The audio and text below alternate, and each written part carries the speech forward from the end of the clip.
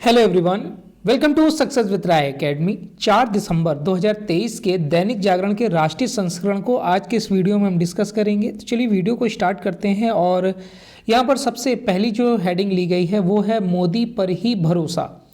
यहाँ पर सबसे पहली हेडिंग, आपको पता होगा कि 5 राज्यों में चुनाव हो रहे थे, जिसमें से लगभग यानी कि तेलंगाना को अगर हम छोड़ दें तो बाकी जगह भाजपा ने सीट जीत ली है, यानी कि राज्य जीत लिया है चुनाव। इसमें सबसे पहले हम मध्य प्रदेश की बात करते हैं। मध्य प्रदेश में जो 230 सीटों पर चुनाव होना था, जिसमें भाजपा को 163 सीटें मिली हैं और इनका जो वोट प्रतिशत है वो 49% है। उसके बाद आते हैं छत्तीसगढ़ में। छत्तीसगढ़ में 90 सीटों पर चुनाव हुआ था, जिसमें 54 पर भाजपा की विजय रही और इनका जो वोट प्रतिशत था वो है 46%। नेक्स्ट जो राज्य है वो है राजस्थान। राजस्थान में 199 सीटों पर चुनाव हुआ था, 199 सीटों पर, जिसमें 115 सीटों पर भाजपा विजयी रही और इनका वोट प्रतिशत था 42%। उसके बाद है तेलंगाना। तेलंगाना में जो 119 सीटों पर जो चुनाव हुए हैं उसमें 64 पर कांग्रेस विजय रही है और भाजपा को यहाँ पर 8 सीटें मिली हैं। और अभी एक राज्य की वोटिंग बाकी है, वो संभवतः आज या फिर कल होगी। तो यहाँ पर जो जीत मानी जा रही है उसकी जो मुख्य वजह को माना जा रहा है, जैसे कि महिला आरक्षण दिया गया, 33% महिला आरक्षण लागू कर दिया गया है, वो सबसे बड़ी उपलब्धि मानी जा रही है इस चुनाव में जीतने के लिए। तो ये एक टर्निंग पॉइंट रहा। अब यहाँ पर कौन कौन मुख्यमंत्री बनेगा ये अभी तक ऐलान नहीं हुआ है, ये पार्टी की मीटिंग के बाद ऐलान किया जाएगा। हालांकि मध्य प्रदेश में शिवराज सिंह चौहान और राजस्थान में वसुंधरा राजे के ज़्यादा चांसेस हैं, फिर से इनको मुख्यमंत्री बनाया जा सकता है। तो जैसे कि हमने बताया कि भाजपा के लिए नारी शक्ति बना है ब्रह्मास्त्र। मध्य प्रदेश, राजस्थान और छत्तीसगढ़ में कांग्रेस को जिस तरीके से इन्होंने बुरी तरीके से हराया है उसकी सबसे बड़ी वजह नारी शक्ति माना जा रहा है। मध्य प्रदेश में जो चुनावी रण है उसके आरंभ में ही कांग्रेस के मुकाबले कुछ ऐसी योजनाएं लाई गई और ऐसे प्रलोभन दिए गए जो कहीं ना कहीं ब्रह्मास्त्र साबित हुआ इस इलेक्शन में। तो अब कौन मुख्यमंत्री बनेगा एग्जाम में आपसे पूछा भी जाएगा, तो ये इंपॉर्टेंट रहेगा। चलिए नेक्स्ट न्यूज़ पर आते हैं। 62% जमीन में से जमकर हो रहा भूजल दोहन, सिर्फ 5 तहसीलें सुरक्षित। देखिए ये राजधानी की न्यूज़ है कि हर मंच पर भले ही बूंद बूंद पानी बचाने की बात हो रही हो, लेकिन राष्ट्रीय राजधानी की कतई ये मंशा नहीं है कि पानी बचाया जाए। कई ऐसी तहसीलें हैं जहां पर बूंद बूंद जो भूजल है उसका दोहन किया जा रहा है। दिल्ली की 34 तहसीलों में से सिर्फ 5 ही सुरक्षित हैं और 4 कम खतरे वाली हैं। बाकी 25 में 12 तहसीलें भूजल दोहन के मामले में खतरे वाली व 13 अति देहित हैं। खतरे वाली और अति दोहित क्षेत्र का कुल जो भूभाग है दिल्ली का करीब 62% है। जल शक्ति मंत्रालय की केंद्रीय भूजल संसाधन आकलन रिपोर्ट के मुताबिक नई दिल्ली जिले की तीनों तहसीलों में भूजल दोहन का जो स्तर है बेहद खतरनाक है। साथ ही 3 जिलों की 3 तहसीलों में से 2 भी इसी स्थिति में है। नेक्स्ट न्यूज़ पर आते हैं। नेक्स्ट न्यूज़ है भारत का स्वास्थ्य व जलवायु संबंधी COP28 घोषणा पत्र पर भी हस्ताक्षर करने से इनकार। आपको पता होगा कि COP28 UAE यानी दुबई में आयोजित किया जा रहा है और प्रधानमंत्री मोदी इसमें भाग लेने भी गए थे और वो हालांकि वापस आ गए हैं और ये 30 नवंबर से 12 दिसंबर तक चलेगा। COP जिसका फुल फॉर्म होता है कॉन्फ्रेंस ऑफ द पार्टीज, और ये एक तरीके से एक जलवायु संरक्षण का अभियान है, ग्रुप है। इसमें लगभग 166 देश भी हैं और इसे UNFCCC द्वारा पोषित किया जाता है, यानी कि United Nations framework convention on climate change. और इसमें विकास, जैसा कि प्रधानमंत्री नरेंद्र मोदी ने बोला था कि विकासशील जो देश हैं वो फंडिंग ज़्यादा करें और विकसित जो देश हैं वो फंडिंग ज़्यादा करें और विकासशील देशों को थोड़ा मौका दिया जाए। और जो विकसित देश हैं वो 2047 तक या 2050 तक जो उनका कार्बन उत्सर्जन है वो कम करें या फिर उसको समाप्त करें। भारत ने 0 कार्बन उत्सर्जन का लक्ष्य 2070 रखा हुआ है। देखिए, भारत ने रविवार को स्वास्थ्य और जलवायु पर COP28 घोषणा पत्र पर हस्ताक्षर नहीं किए हैं। इसमें स्वास्थ्य क्षेत्र में कूलिंग यानी कि ठंडा करने के लिए ग्रीन हाउस गैसों के उपयोग पर अंकुश लगाने का प्रावधान किया गया है।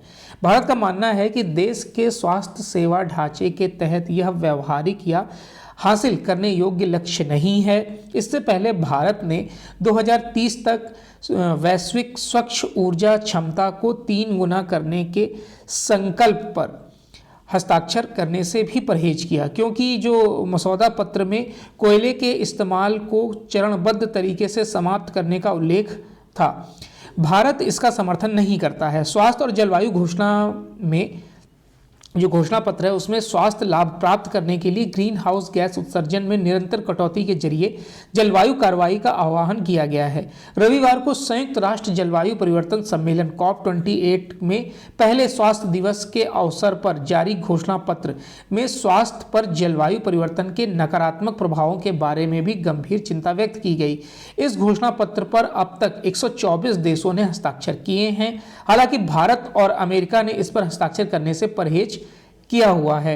भारत और चीन दोनों ने शनिवार को COP28 सम्मेलन में 2030 तक दुनिया की नवीकरणीय ऊर्जा क्षमता को 3 गुना करने के संकल्प पर हस्ताक्षर करने से परहेज किया था। 118 देशों ने 2030 तक वैश्विक नवीकरणीय ऊर्जा क्षमता को 3 गुना करने की प्रतिबद्धता जताई है। भारतीय प्रतिनिधिमंडल के एक सूत्र ने कहा कि भारत ने प्रतिबद्धता मसौदे पर अभी हाल ही में हस्ताक्षर करने से परहेज किया है।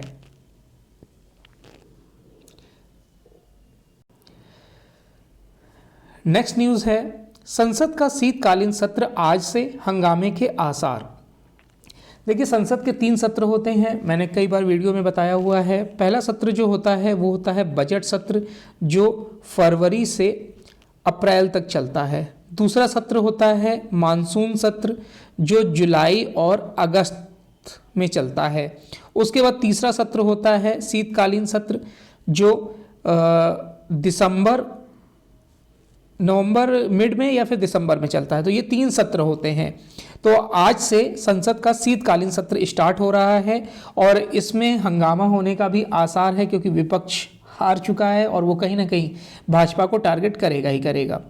हिंदी जो पट्टी के 3 राज्य हैं, विधानसभा चुनाव में उनको जीत मिली है, उससे उत्साहित भाजपा सोमवार से शुरू हो रहे संसद के शीतकालीन सत्र में कांग्रेस समेत समूचे विपक्ष को घेरने की कोशिश करेगी, जबकि विपक्षी दल मणिपुर व जांच एजेंसियों की छापेमारी जैसे कुछ विषय उठाने का प्रयास कर सकते हैं। लोकसभा में उस वक्त हंगामा हो सकता है जब सदन की आचार समिति की रिपोर्ट पेश की जाएगी। इसमें तृणमूल कांग्रेस की सांसद जो हैं वो महुआ मोइत्रा को रिश्वत लेकर सवाल पूछने के आरोप में निष्कासित करने की सिफारिश की गई है। विपक्षी गठबंधन इंडिया के नेता संसद के अंदर और चुनावी मैदान में प्रधानमंत्री नरेंद्र मोदी के नेतृत्व वाली भाजपा से मुकाबला करने के लिए अपनी रणनीतियों को नए सिरे से तैयार करने के लिए सोमवार सुबह बैठक करेंगे। शीतकालीन सत्र के बारे में पूछे जाने पर संसदीय कार्य मंत्री प्रहलाद जोशी ने यहां संवाददाताओं से कहा कि अगर विपक्ष संसद को बाधित करता है तो उसे इसके गंभीर नतीजे भुगतने पड़ेंगे। नेक्स्ट न्यूज है,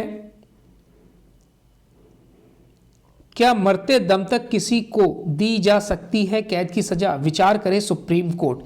सुप्रीम कोर्ट विचार करेगा कि क्या किसी अपराधी को मरते दम तक कारावास की सजा दी जा सकती है।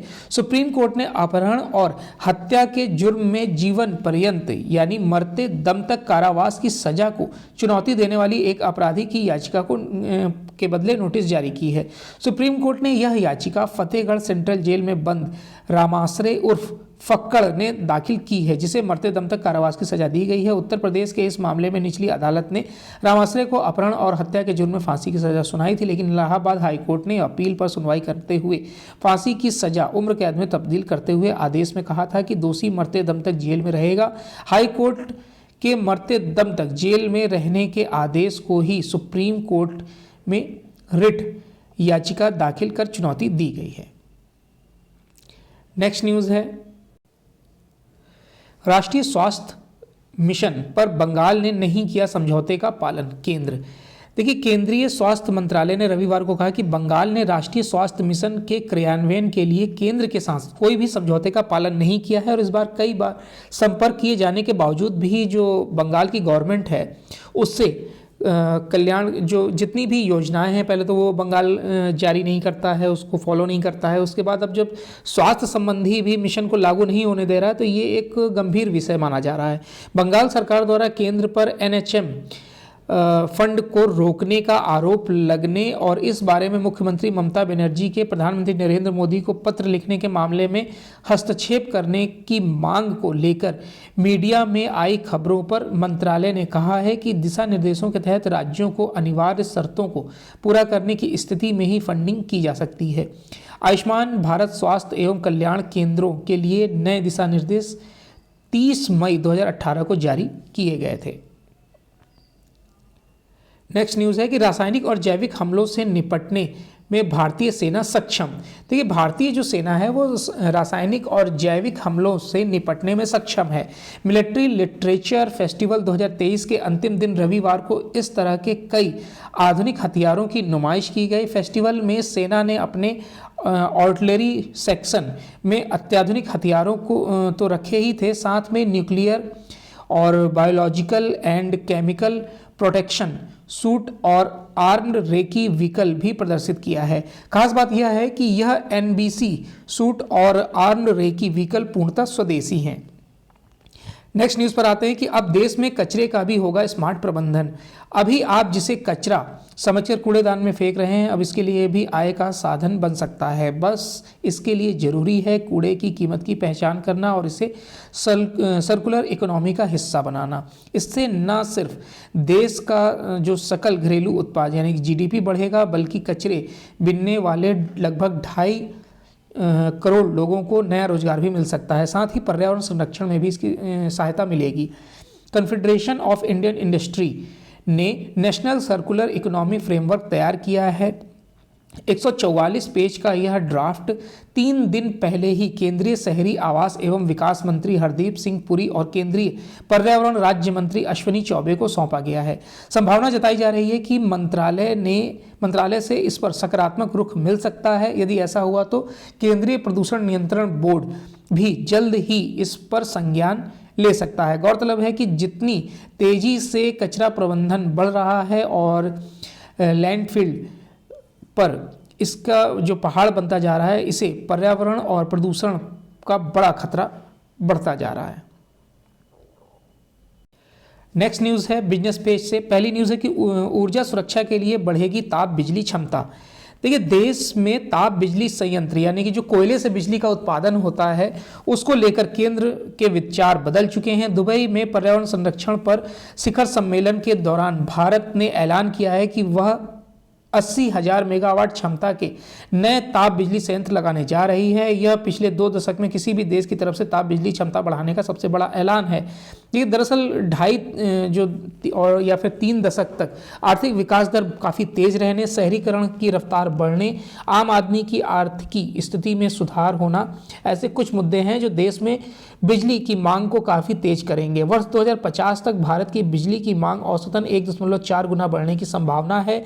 नवीकरणीय ऊर्जा की तकनीकी सीमाओं को देखते हुए उन पर 24 घंटे बिजली के लिए निर्भर नहीं रहा जा सकता है।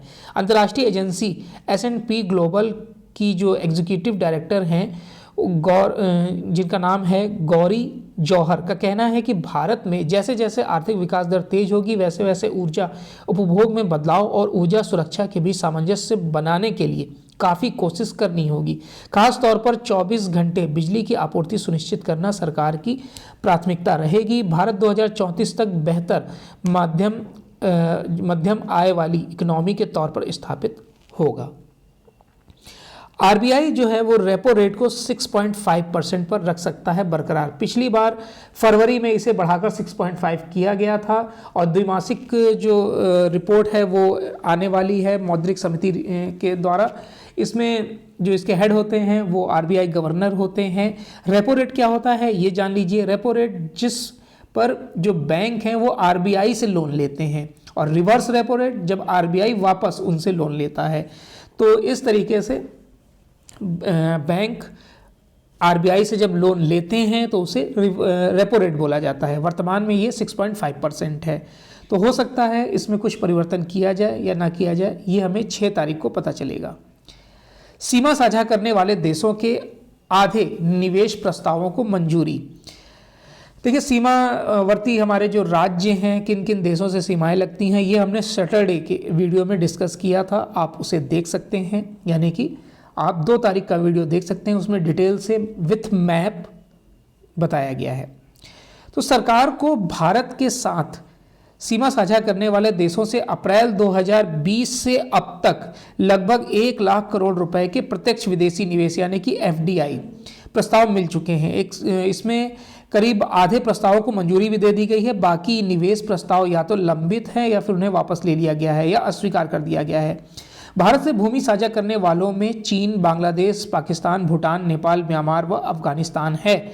अप्रैल 2020 में भारत के साथ भूमि सीमा साझा करने वाले देशों से विदेशी निवेश के लिए पूर्व मंजूरी को अनिवार्य कर दिया गया था। कोरोना महामारी के बाद घरेलू कंपनियों के अवसरवादी अधिग्रहण को रोकने के लिए ऐसा किया गया था। एक अधिकारी ने कहा कि इस फैसले के बाद लगभग 1 लाख करोड़ रुपए के प्रस्ताव आए हैं, जिनमें से 50% को मंजूरी दे दी गई है। उन्होंने आगे कहा कि इन देशों से एफडीआई आना पूरी तरह बंद नहीं है। हम आवेदनों पर गंभीरता से विचार कर रहे हैं। इस बात पर निर्भर करता है कि ये प्रस्ताव हमारी विनिर्माण क्षमताओं को बढ़ा रहे हैं या नहीं। चलिए नेक्स्ट न्यूज़ पर आते हैं। नेक्स्ट न्यूज़ है इजराइल और हमास का युद्ध, उसको स्किप करेंगे हम। और लाल सागर में अमेरिकी युद्धपोत पर हमला हुआ है। लाल सागर में अमेरिकी नौसेना के युद्धपोत और कई मालवाहक जहाज़ों पर हमले हुए। हमले की चपेट में 2 इजरायली मालवाहक जहाज़ों के आने की सूचना है। जिस स्थान पर ये हमले हुए हैं वह यमन के नज़दीक समुद्री क्षेत्र है और शक ईरान समर्थित हाउती विद्रोहियों पर है। यमन का बड़ा इलाका वर्षों से हाउती विद्रोहियों के कब्जे में है और वे वहां अपनी सरकार चला रहे हैं। अमेरिकी रक्षा मंत्रालय पेंटागन ने कहा है कि लाल सागर में युद्धपोत यूएसए कॉर्नी और कुछ व्यापारिक जहाज़ों पर हमला होने की सूचना मिली है। यूएसएस कॉर्नी अमेरिकी नौसेना का विध्वंसक है।